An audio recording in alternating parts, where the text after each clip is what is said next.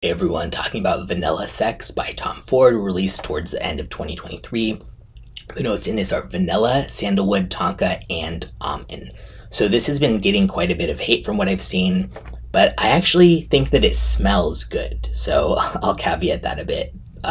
First, to me, it's just as much about the other notes really as it is about the vanilla.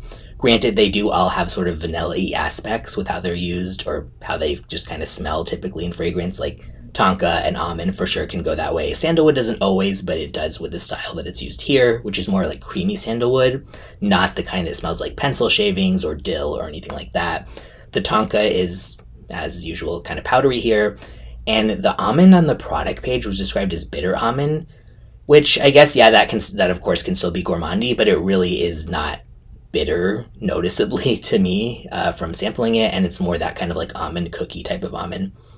And I would really say that almond is one of the most central aspects that I get out of this.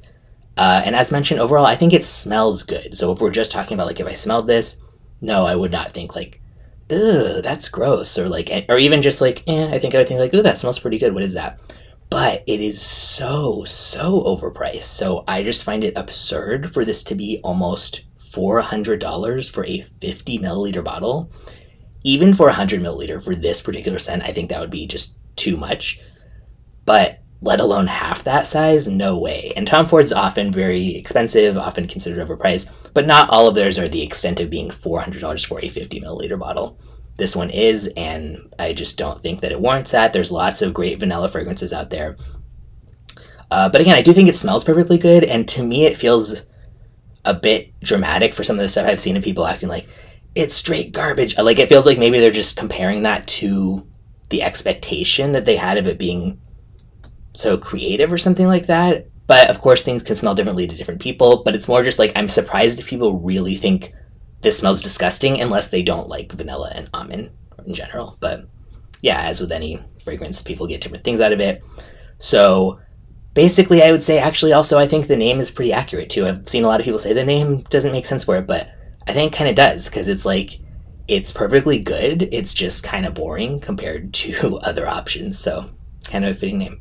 I would say if almond, vanilla, tonka, and sandalwood sounds like your absolute dream combination, maybe worth sampling, but this is really expensive to even get samples for, and a lot of people have found it pretty uninspiring.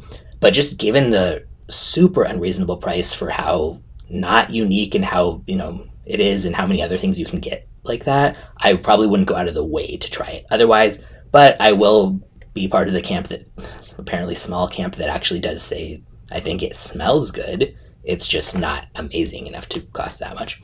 Unisex, leaning slightly feminine. As mentioned, almost $400 for a 50 milliliter. Moderate longevity and low to moderate projection. And I'll link in the description where you can check it out.